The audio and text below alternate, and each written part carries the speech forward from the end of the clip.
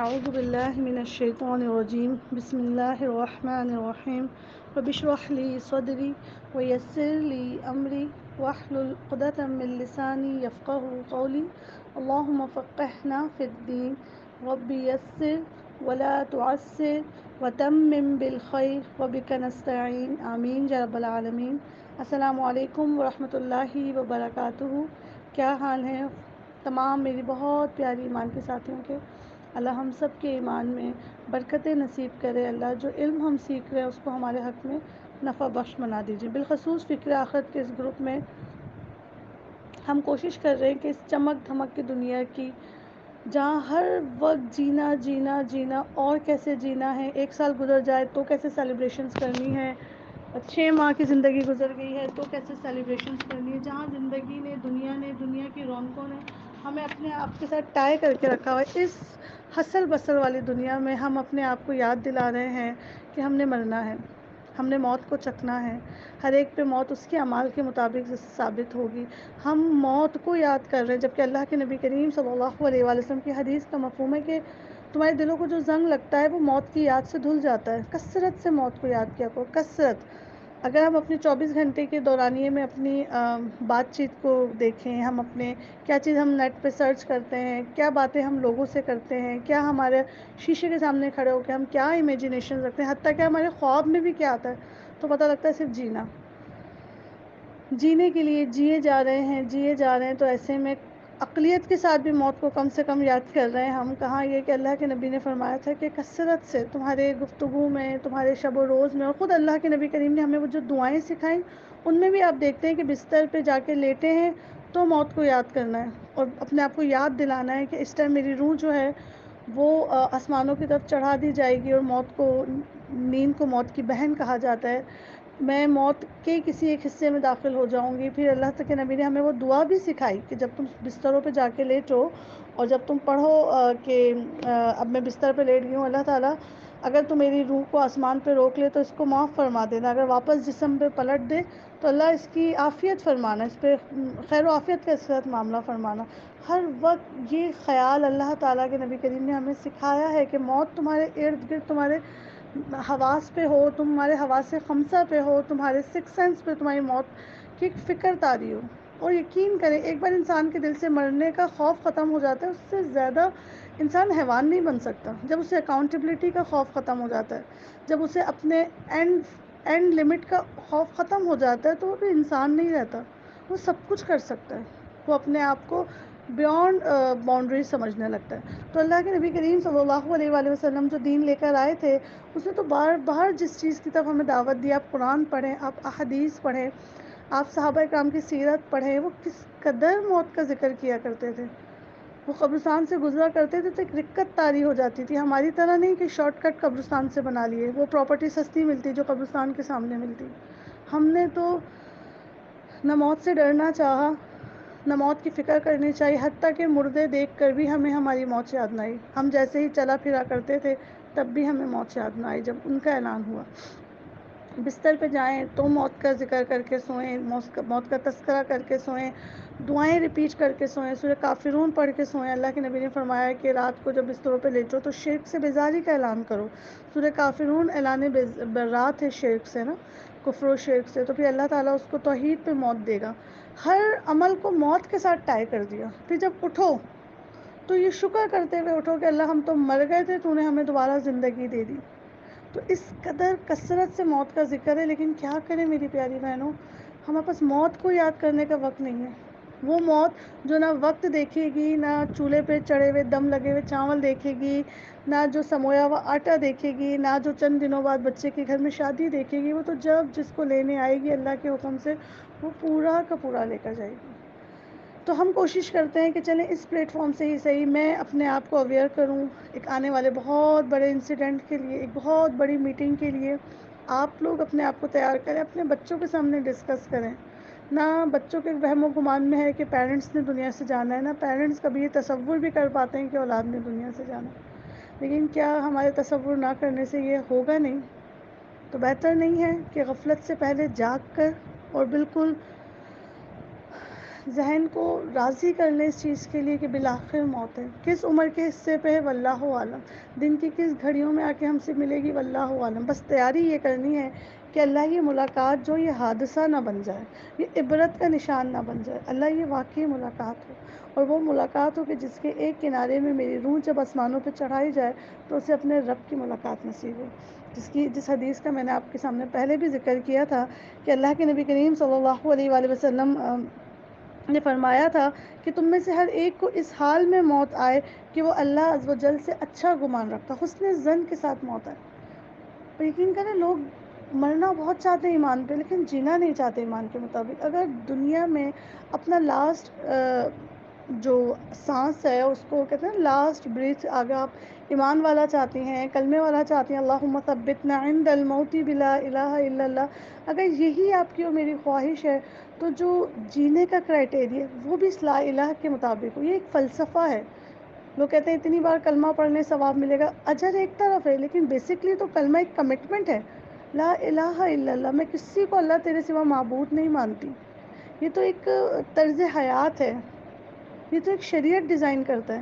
تو اللہ کے نبی کریم نے فرمایا کہ جب موت آئے، ہم لاسٹ والی جو ریکارڈنگ تھی اس میں ہم یہاں تک پہنچ چکے تھے کہ انسان جب نزع کی کیفیت میں ہوتا ہے اور جب اس کو نزع کی کیفیت سے گزرنا ہوتا ہے، تو اللہ کے نبی کی حدیث بھی ہم نے سنی تھی، ایک بار پھر سن لیتے ہیں کہ سیدہ عائشہ سے روایت ہے کہ رسول اللہ صلی اللہ علیہ وآلہ وسلم نے ارشاد فرمایا، جو شخص اللہ سے ملاقات کو پسند کرتا ہے اللہ بھی اس سے ملنا چاہتا ہے، اور جو شخص اللہ سے ملاقات کو ناپسند کرتا ہے اللہ بھی اس کی ملاقات کو ناپسند فرماتا ہے.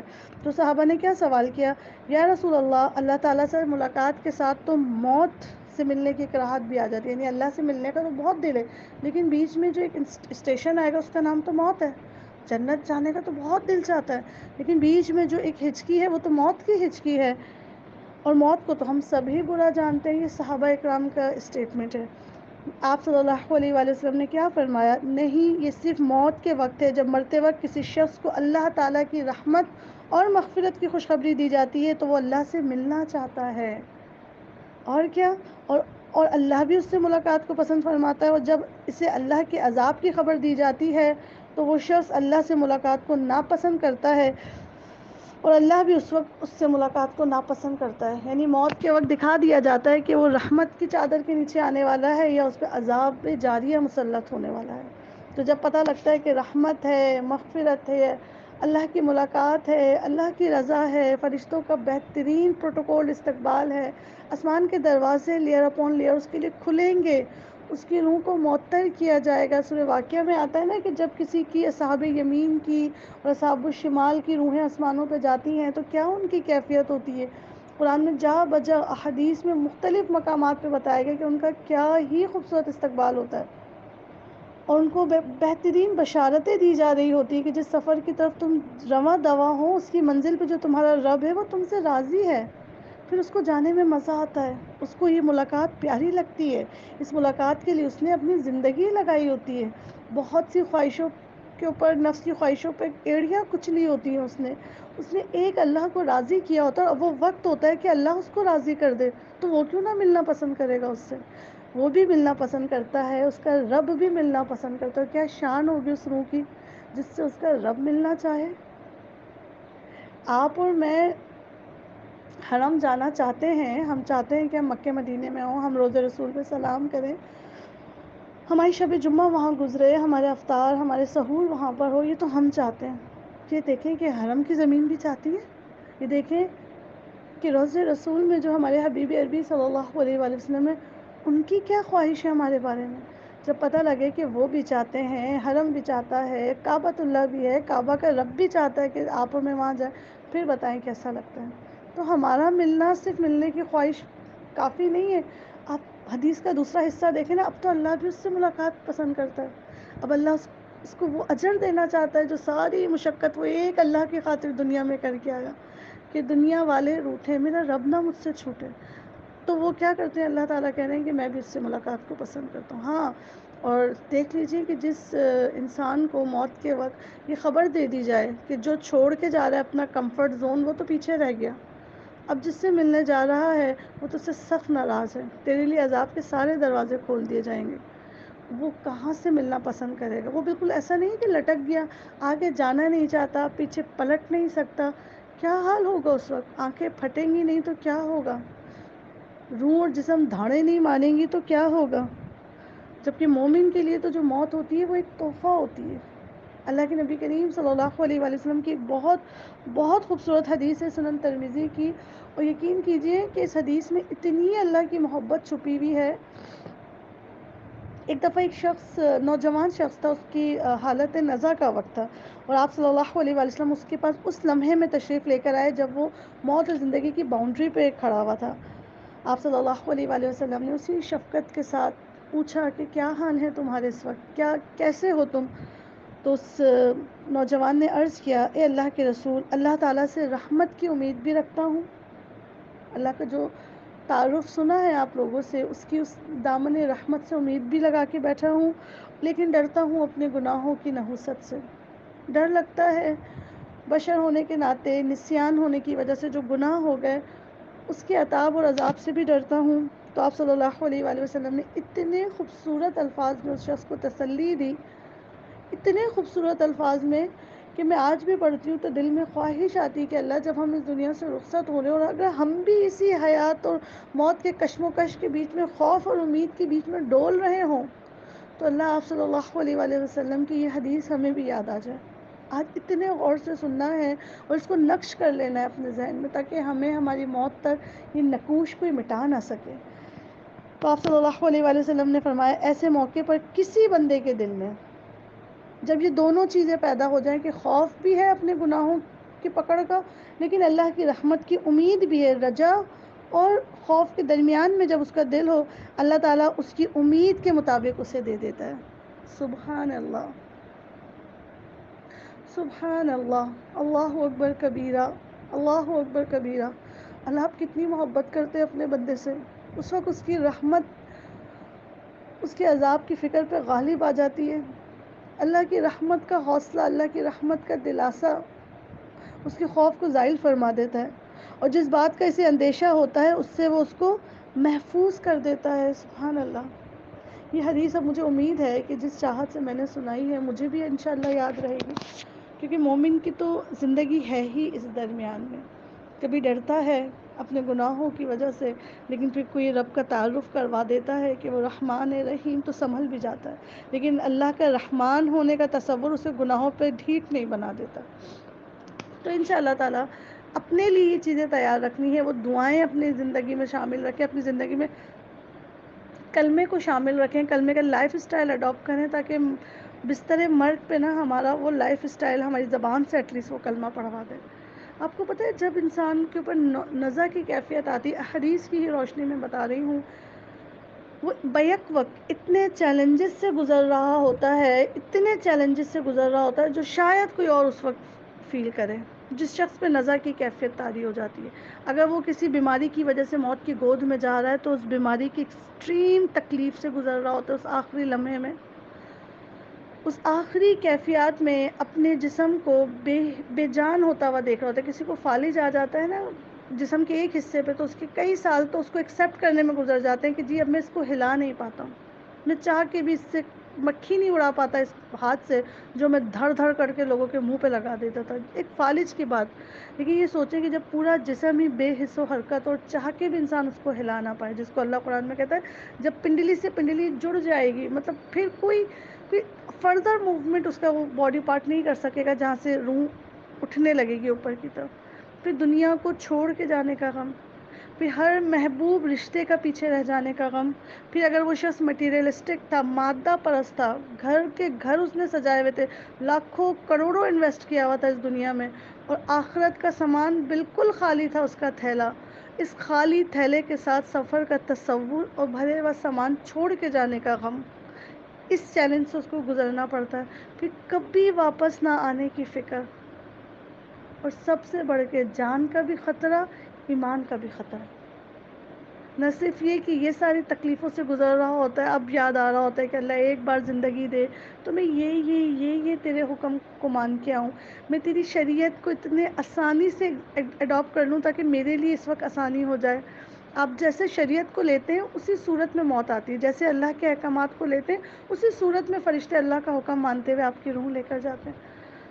اب بتائیں ان سارے چیلنجز کے درمیان جسٹ فور اے منٹ ایک لمحے کو تصور کریں، you are on a dead bed, آپ اپنے بستر موت پر ہیں، بہت کچھ چھوڑ کے جا رہی ہیں پیچھے، اپنے آثار چھوڑ کے جا رہی ہیں، اپنی اولاد چھوڑ کے جا رہی ہیں، واللہ عالم ہم عورتیں کس کس تربیت کے ساتھ اپنی اولاد چھوڑ کے جائیں گے، اور اس دوران میں شیطان اپنی اصل صورت کے ساتھ ہمارے الٹے ہاتھ پہ آ کے بیٹھ جائے، اور آپ اور میں کسی کو بتا نہ سکیں کہ کون بیٹھا ہوا ہے، نہ کوئی نقشہ کھینچ سکیں، نہ آنکھیں بیت سکیں کہ اس کا تصور، اس کا چہرہ آنکھوں سے ضائع ہو جائے، اور وہ اپنی پوری ہیبت کے ساتھ، پوری نفرت کے ساتھ جو وہ بنی آدم سے کرتا ہے، اس کی جیت کیا ہے؟ بنی آدم کو آخری وقت کلمہ کفر کہلوا دے، چاہے وہ 900 سال کا ہو کے مرا ہو، ساری زندگی ریاضت عبادت زہد کر لے، آخری لمحے میں اس کا ایمان اچک لے، جان جانے کا بھی خوف، اس نے تو بہرحال چلے ہی جانا ہے جاننے، جو سب سے بڑا مومن کے لیے خوف ہوتا ہے وہ ایمان جانے کا خوف، کہ اللہ آخر وقت میں یہ قیمتی چیز مجھ سے نہ زمین پہ رہ جائے، کہیں میں اس سے وڈرا نہ کر لوں، اور اس وقت اپنے ایمان کو بچا لینا شیطان کے آخری حربوں سے، آخری داؤ لگانے سے۔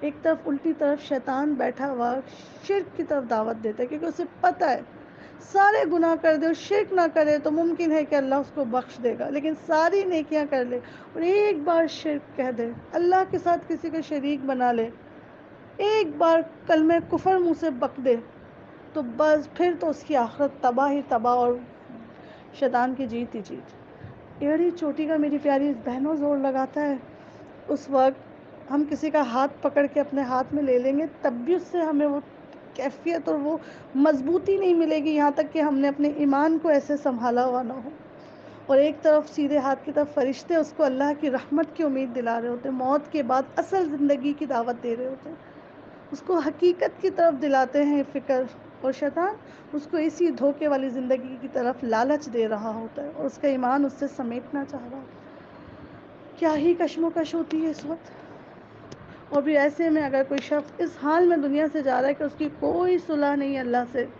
کوئی سنتوں کی محبت نہیں، کوئی اتباع رسول نہیں، کوئی اطاعت الہی نہیں، کوئی حب اللہ نہیں، کوئی خشیت الہی نہیں، اگر خالی ہے ایمان کی چاہتوں سے، اگر بھر چکے ہیں ایسے گناہ جو توبہ کے ریزر کے بغیر لکھے ہوئے ہیں اب تک، اس کی روح کبھی بھی اس رب سے ملنے کو تیار نہیں ہوتی جس کے ہاتھ میں اس کی سزا اور جزا کا اختیار ہے۔ کیا کرے گی پھر وہ روح جو مینٹلی پریپیئر ہی نہیں ہے، جس نے خود کو تیار ہی نہیں کیا، جو ادھڑی بھی ہے، جو بدبودار ہوئی ہوئی ہے جھوٹ کی وجہ سے، جو زنا کی لعنت لے کر بیٹھی ہوئی ہے، کیونکہ ہمارے گناہوں کی چوٹ ہماری روحوں پہ لگتی ہے، ہماری نیکیوں کا سرور ہماری روحوں پہ اترتا ہے۔ کیا حال ہوگا اس روح کا جس کا نماز میں دل نہیں لگتا تھا؟ کیا وہ راضی ہوگی اپنے رب کے سامنے؟ کیا وہ اینڈ لیس زندگی کے لیے تیار ہوگی جس کا سارا رونا، ہنسنا، مسکرانا، اس کے تو ہارٹ اٹیک، اس کے ہارٹ فیلیئرز، اس کے تو سارے غم اور خوشیاں اس دنیا سے تھی، جس کے تصور میں گئی آخرت کی کوئی فکر تھی ہی نہیں، جس کے لیے کوئی دھندلا سا بھی ذکر نہیں تھا موت کا زندگی میں؟ اس نے تو اتنی ہائی انویسٹمنٹس کی ہوئی تھی جینے کے لیے۔ وہ بہت پیارا، میں نے ابھی اسی گروپ میں ویڈیو شیئر کی ہے، وہ جس مستقبل کے بارے میں تم بہت فکر کرتے ہو نا، بہت ممکن ہو تم اس مستقبل کا حصہ ہی نہ ہو، ساری لکیریں نیچے ہی رہ جائیں گی کھینچتی ہوئی۔ جس منصب پہ تم بیٹھنا چاہ رہے ہو بہت ممکن ہے منصب ہو لیکن تمہارا چہرہ نہ ہو وہاں پر۔ کتنا فکر کرتے ہیں ہم اپنے فیوچر کا، کتنا فکر کرتے ہیں۔ اس وقت سوچے ایسے شخص کی روح کیسے اپنے حسین رب کے سامنے حاضر ہونے کے لیے تیار ہوگی۔ تو پتہ ہے اس روح کے بارے میں اللہ قرآن مجید میں کیا فرماتے ہیں؟ مفہوم بتا رہی ہوں تمام آیات کا ان شارٹ، کہ اللہ تعالیٰ فرماتے ہیں کہ جب ہمارے نافرمانوں کی روحیں قبض کی جاتی ہیں تو فرشتے ایسے بازو پھیلا کے کھڑے ہو جاتے ہیں کہ آؤ باہر آؤ، کم آؤٹ، جتنا ٹائم تھا جسم کے اندر تمہارے کو رہنے کا وہ تم گزار چکی، اب پلٹو اس رب کی طرف جو تمہارا خالق ہے۔ اور جب اس روح کو اس چیز کی انویٹیشن دی جاتی ہے کہ کم آؤٹ، وہ جو بالکل عبادات کے ذائقے سے خالی، وہ جو بالکل تقویٰ کی جوش سے خالی پڑی ہوئی روح تھی، وہ تو مارے خوف کے دبک کے رہ جاتی ہے اندر. کہاں دل مانے گا اس کا؟ کیسے تیار ہوگا؟ نہ جسم میں اتنی جان کے روح کو نکال کے سامنے حاضر کر دے. یہ تو جسم بھی اپنی دنیا کی بناوٹ کے لیے ختم. وہ جو مٹی میں ملنے والی چیز تھی وہ تو اتنی خوبصورت تھی، لیکن وہ جو رب سے ملنے والی چیز تھی، وہ زندگی، وہ روح، وہ آپ کے میرے جسم کا حقیقی حصہ، وہ جب نہیں نکلتا باہر تو قرآن ہمیں بتاتا ہے کہ ان کے منہوں پہ، کولوں پہ، پیٹھوں پہ، یہ تمام بڑے بڑے جوائنٹس ہیں ہماری باڈی کے، ان پہ ضربیں ماری جاتی ہیں، ہتھوڑے مارے جاتے ہیں. میں اور آپ نا 5-6 فٹ سے زیادہ کے نہیں ہیں، لیکن اگر آپ فرشتوں کے حجم کو دیکھیں جو حدیث سے تھوڑا بہت ہمیں پتہ چلتا ہے، تو ایک ایک فرشتہ اتنی جائنٹ پرسنالٹی کا ہے. جب اتنے جائنٹ ہیں تو ان کے ہاتھ کا ضرب کتنا سخت ہوگا، اور پھر وہ بھی آئرن ضرب، وہ بھی اللہ کے حکم سے مارے جائیں گے، وہ بھی اللہ کے نافرمانوں پہ مارے جائیں گے. وہ جنہیں شریعت بوجھ لگتی تھی، وہ جنہیں اسلام کنزرویٹو دین لگتا تھا، کیسے راضی ہوں گے؟ ہمارے اندر اتنی سخت نہیں ہے میرے مالک و مولا. تو ہمارے دلوں کو پلٹنے پہ قادر ہے، تو ہماری روحوں کو عبادات سے مزین کرنے پہ قادر ہے میرے مالک. یہ روح کیسے جائے گی اللہ کے پاس جس کا نماز میں دل نہیں لگتا، جسے پردہ بوجھ لگتا ہے، جو اذکار سے بھاگتا ہے؟ وہ روح جو حرام کے ٹکڑوں کے ساتھ اپنے جسم کو چلا رہی ہے، وہ کیسے اپنے رب کے سامنے جائے گی؟ اور پھر کیسے لے جایا جائے گا؟ جانا نہیں پسند کرے گی تو چھپ جائے گی باڈی میں. کیا چھپنے سے بچ جائے گی؟ جب ایک نام دے دیا جاتا ہے نا، جانے والا بے شک نافرمان ہو لیکن لے جانے والے بڑے فرما بردار ہوتے. وہ نہیں ترس کھاتے کتنے بچے لائن سے بیٹھے ہوئے ہیں، کتنے کلام پڑھے جا رہے ہیں. ہاں، جس کا وقت آ گیا قرآن کہتا ہے لمحہ برابر نہ تقدیم ہوگی نہ تاخیر ہوگی، نہ ایک لمحہ پہلے نہ ایک لمحہ بعد. جو حکم ہوگا بس اسی پہ اس کی روح نے اوپر کو چڑھنا ہوگا. اور جب وہ نہیں جائے گی، جسٹ امیجن، اس کو کھینچ کے نکالا جائے گا، اسے لیر و لیر ہونا پڑے گا لیکن نکل کے جانا پڑے گا. اور کیا ہوگا؟ وہ چھپن چھپائی جتنی دیر وہ روح کھیلے گی وہ اور تھک جائے گی. اس ہائیڈ اینڈ سیک میں کہ فرشتے لیں گے وہ پھر چھپ جائے گی، فرشتے اٹھانا چاہیں گے وہ پھر اندر کہیں گھس جائے گی، وہ اپنے آپ کو اور تھکا دے گی. اور پھر اس تھکن والی روح کے ساتھ کیا ملے گا انسان اپنے رب سے؟ اللہ پوچھے گا نہیں کیا میں نے تمہیں اتنا شعور نہیں دیا تھا؟ کیا میں نے تمہیں اتنی لمبی زندگی نہیں دی تھی؟ کیا میں نے تمہیں اتنا ذہین نہیں بنایا تھا؟ تم نے ساری ذہانت دین کے خلاف لگا دی. لے کر آؤ نا پھر اپنی سارا جاہو جلال و دنیا لے کر آؤ. پھر کیسے انسان بے حس و حرکت، بے بس، ساری شریعت اس مردے پہ اپلائی ہو رہی ہوتی ہے، قبر اللہ کے نبی کے حکم کے مطابق کھدتی ہے، چہرہ قبلے کی طرف کیا جا رہا ہوتا ہے، چہرے پہ کپڑا ڈالا جا رہا ہوتا ہے. اب آوازیں لگ رہی ہوتی ہے کہ نہ محرم نہ دیکھے، اس عورت میت کے محرم قریب آ جائیں اس کو لینے. اب ساری محرم نہ محرم کی تمیز آ جاتی ہے. کیوں اس وقت بھی اللہ کے حکم پہ اس میت کو چھوڑ کے آ جاتے ہیں؟ اپنی ماں کی میت چھوڑنا آسان ہے اللہ کے حکم پہ، اللہ کے حکم پہ گناہ چھوڑنا آسان نہیں. امیجن تو کریں، ہم یا تو اتنی بڑی بات مان لیں گے یا ہم سے اللہ کے جو جینے کے طریقے بتائیں گے، مرتے ہی شریعت اپلائی ہونے لگ جاتی اس ڈیڈ باڈی پہ جس کو اس سے کوئی کنسرن نہیں کہ اس کا رب اسے کیا حکم دیتا تھا. ایک لمحے کو آج سوچیں، جب آپ اور میں اس کیفیت نزار سے گزریں گے، کیا ہمارا ایمان اتنا خوبصورت ہوگا جو ہماری موت کو ہمارے لیے سہل کر دے؟ کیا اس وقت میں نے اپنے ایمان کو سیپی میں موتی کی طرح سنبھالا ہوا ہوگا کہ وہ شیطان کے اچکنے سے بچ جائے؟ کیا اس ٹائم میرا ایمان اتنا مضبوط ہوگا، میری توحید اتنی مضبوط ہوگی کہ شیطان کا مجھ پہ وار نہ چلے؟ کیا جب میری سانس اکھڑنے لگے گی اور میرے ہاتھ ڈھیلے پڑنے لگیں گے، کیا اس وقت میرا رب مجھ سے راضی ہوگا؟ کہ جب میرا پورا گھر مجھے اس مٹی کے نیچے چھوڑ کے چلا جائے گا، جس مٹی کا چہرے پہ ایک غبار سی اڑ جاتی تھی تو ہم گھنٹوں کلینزنگ کرتے رہتے تھے، تو کیا اس وقت میری قبر میرے لیے آرام گاہ بنے گی؟ کیا اس گھر کو جس کو میں نے اتنا سجا دیا ہے، کہ جسم تھک گیا اس کی صفائی کرتے کرتے، کیا اس گھر کو چھوڑ کے جانے کے لیے میرا جسم راضی ہوگا؟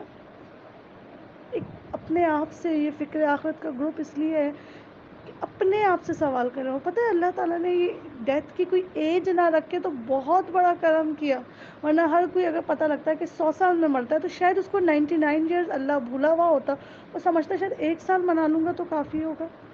لیکن کسی بھی لمحے موت آ سکتی ہے، اس کا مطلب ہے کسی بھی لمحے اللہ سے ملاقات کا وقت آ سکتا ہے. ہمیں ہر لمحے میں اس میٹنگ کی تیاری کرنی ہے. تو اس طرح سے آپ سوچیں، ہاں جو نیک روح ہوتی ہے وہ جاننے کو تیار ہوتی ہے.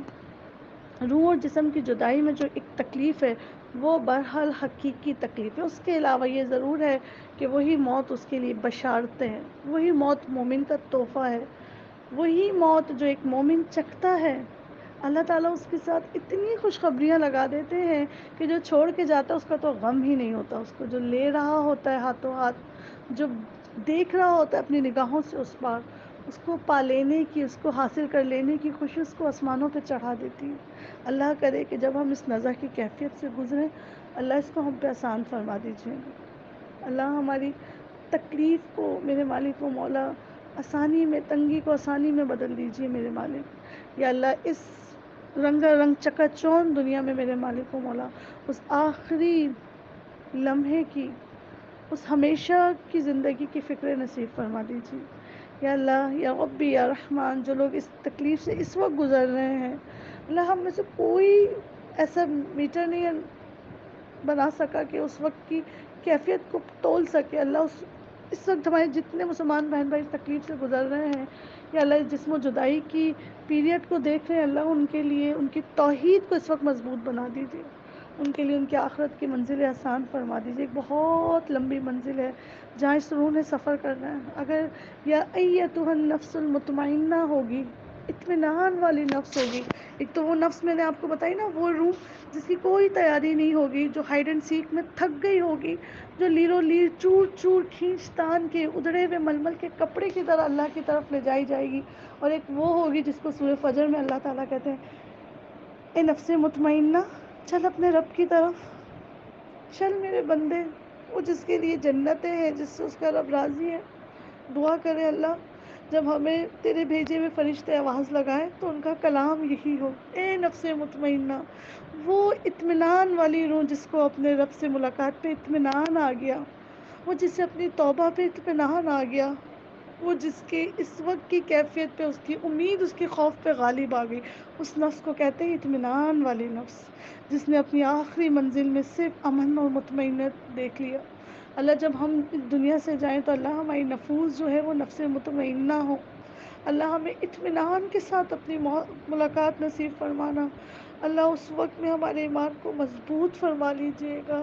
یا اللہ اس وقت کے کفر اور شرک کے بیچ اس توحید کو مضبوط بنا لیجیے گا. یا اللہ اس وقت اس حال میں بلانا کہ ہم اپنے گناہوں سے سچی توبہ کر چکے ہو. اللہ آسمان پہ ہمارے آنے سے پہلے ہماری دھوم مچی بھی ہو، ہمارے لیے جنتیں سجائی جائیں، ہمارے لیے قبر کو ہمارے لیے روشن آرام گاہ بنا دی جائے. اللہ اس وقت میں ہمیں بلانا جب دنیا چھوڑ کے جانے کا ہمیں کوئی غم نہ ہو، دنیا کا رب ملنے کی خوشی نصیب عطا فرمانا. یا آمین یا رب العالمین. السلام علیکم ورحمۃ اللہ وبرکاتہ.